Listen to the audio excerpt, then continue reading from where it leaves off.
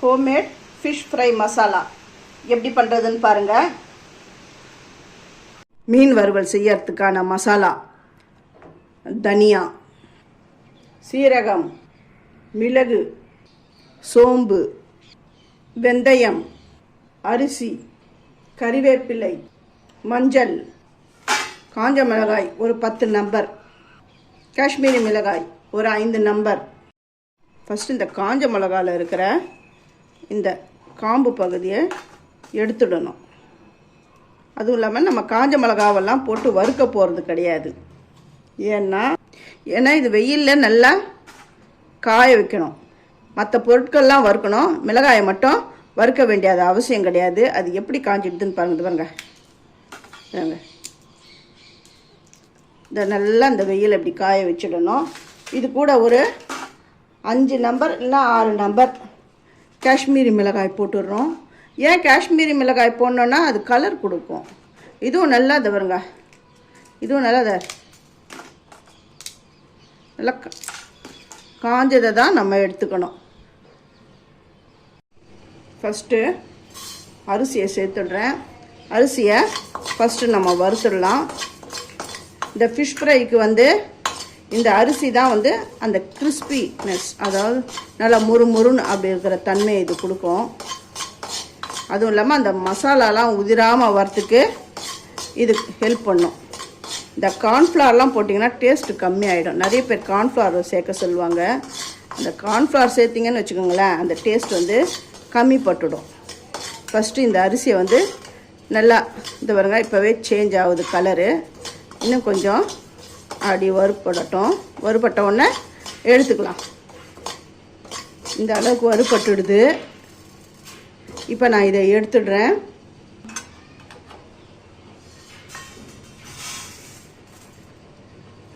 இந்த அரிசி இதில் நான் சேர்த்துட்டேன், ஒரு தட்டில் நான் சேர்த்துட்டேன். இப்போ அடுத்த இன்க்ரீடியன்ட்ஸ் என்னென்னு பார்ப்போம். தனியா எந்த அளவுனா இந்த பாருங்க, 1 2 3 ஸ்பூன் தனியா சேர்த்துக்கிறேன். இது கொஞ்ச நேரத்துலேயே வறுபட்டுடும். ஏன்னா இது நல்லா பாருங்க, வெயிலில் நல்லா காய வச்சு தான் எடுத்துன்னு வந்திருக்கிறேன்.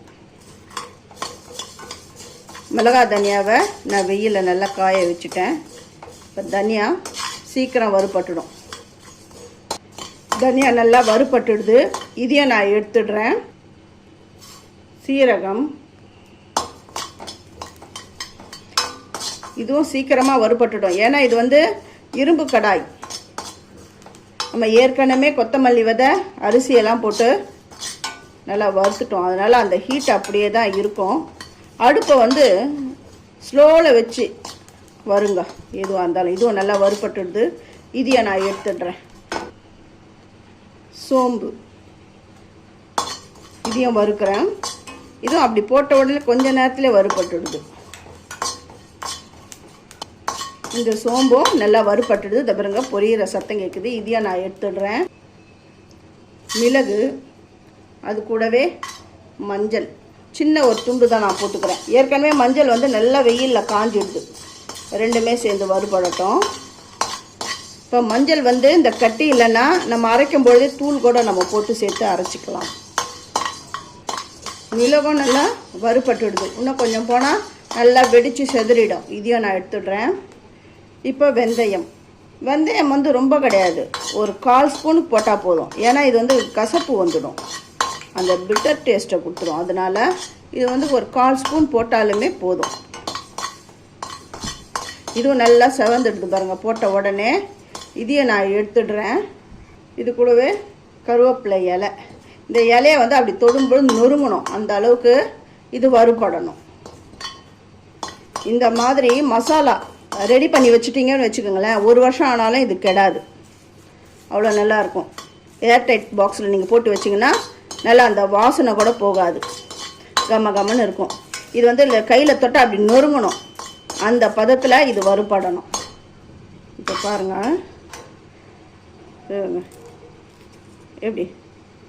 இப்போ நான் இதை எடுத்துடுறேன். நான் ஒன்று காட்டாதது எதுனா இந்த நிலக்கடலை தான். இந்த நிலக்கடலை ஒரு 1.5 ஸ்பூனுக்கு போட்டுக்கோங்க.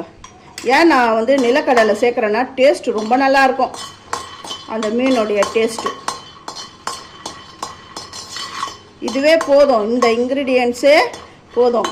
நீங்கள் மேற்கொண்டு இது கூட வந்து கார்ன்ஃப்ளவர் அதெல்லாம் சேர்த்துடாதுங்க, டேஸ்ட்டு நல்லா இருக்காது.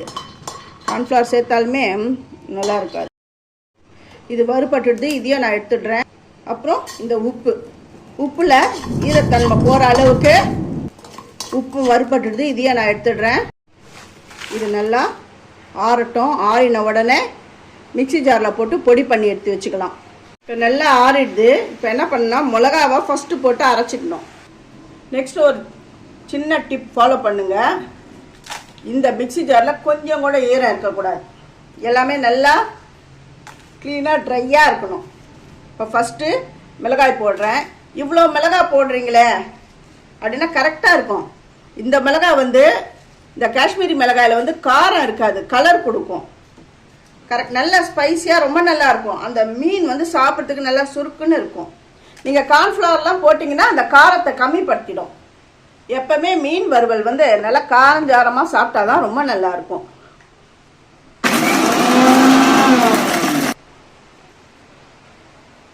பாருங்க, இப்போ வந்து வறுத்து வச்சிருக்கிற எல்லாத்தையும் இதில் சேர்த்து பவுடர் பண்ணிக்கணும். எல்லாத்தையும் இதில் சேர்த்துட்டேன். இப்போ இது நான் அரைக்கிறேன்.